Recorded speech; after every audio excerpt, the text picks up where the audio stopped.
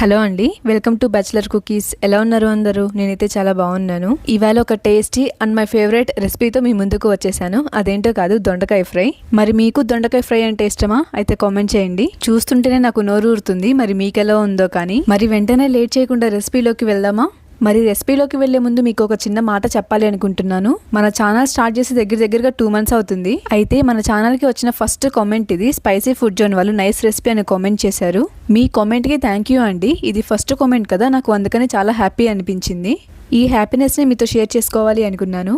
ఇక రెసిపీలోకి వెళ్తే, మీరు ఒకవేళ గ్యాస్ మీద చేసే పని అయితే ఫస్ట్ స్టవ్ ఆన్ చేసుకొని తగినంత ఆయిల్ పోసి, ఆయిల్ హీట్ అయ్యాక ఈ క్వాంటిటీలో వేరుశనగపప్పు వేసుకుని బాగా ఫ్రై చేసుకోవాలి. మనం వేసుకున్న వేరుశనగపప్పు దూరగా వేగాక 1 స్పూన్ ఆవాలు, కొంచెం జీలకర్ర, ఒక ఎండుమిర్చి వేసి ఆలు చిటపటలాడేంత వరకు ఫ్రై చేసుకోవాలి. ఇప్పుడు ఇందులో సన్నగా పొడవుగా కట్ చేసుకున్న ఆనియన్ ను యాడ్ చేస్తున్నాను. ఒక ఆనియన్ అయితే సరిపోతుంది. అలానే 3 పచ్చిమిర్చి, 2 రెబ్బల కరివేపాకు వేసి బాగా ఫ్రై చేసుకోవాలి. ఇప్పుడు ఇందులో కొంచెం సాల్ట్ యాడ్ చేస్తున్నాను. ఇక్కడ సాల్ట్ ఎందుకు యాడ్ చేశానంటే, మనకి వేసిన ఆనియన్ పీసెస్ అనేవి తొందరగా మగ్గడానికి. సాల్ట్ వేసి మొత్తానికి పట్టేంత వరకు కలిపి మూత పెట్టేద్దాం. ఒక 5 minutes తర్వాత మూత తీసి చూస్తున్నాను. చూడండి, ఆనియన్ అనేది బ్రౌన్ కలర్ లోకి వచ్చేసింది. ఇప్పుడు ఇందులో సన్నగా పొడవుగా కట్ చేసుకున్న దొండకాయ ముక్కలను యాడ్ చేస్తున్నాను. ఇక్కడ నేను 1/2 kg దొండకాయలను తీసుకున్నాను. దొండకాయ ముక్కలన్నీ వేసాక కొంచెం ఉప్పు, కొంచెం పసుపు వేసి బాగా కలపాలి. చాలా మంది కర్రీ స్టార్ట్ చేయక ముందే దొండకాయ కట్ చేసిన తర్వాత అందులోనే కొంచెం పసుపు, ఉప్పు వేసేసి బాగా పిసికి అందులో నుంచి వచ్చే వాటర్ ను పడేసి అప్పుడు కర్రీ చేయడం స్టార్ట్ చేస్తారు. నార్మల్ గా దొండకాయ వేగడం చాలా లేట్, అందుకని అలా చేస్తారు. చూడండి, దొండకాయ మనకు ఒక 50% అయితే సాఫ్ట్ గా వచ్చేసింది. ఇప్పుడు ఇందులో కొంచెం ధనియాల పౌడర్, 1 స్పూన్ కారం, 1 స్పూన్ హోమ్ మేడ్ కారం పౌడర్ ను యాడ్ చేస్తున్నాను. ఈ పౌడర్ ను చేయడానికి అంత కష్టపడాల్సిన అవసరం ఏమీ లేదు.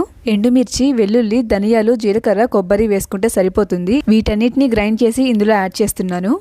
ఆ ప్రాసెస్ మొత్తం మీకు కావాలి అనుకుంటే నాకు కామెంట్ చేయండి, నేను పక్కాగా మీతో షేర్ చేసుకుంటాను.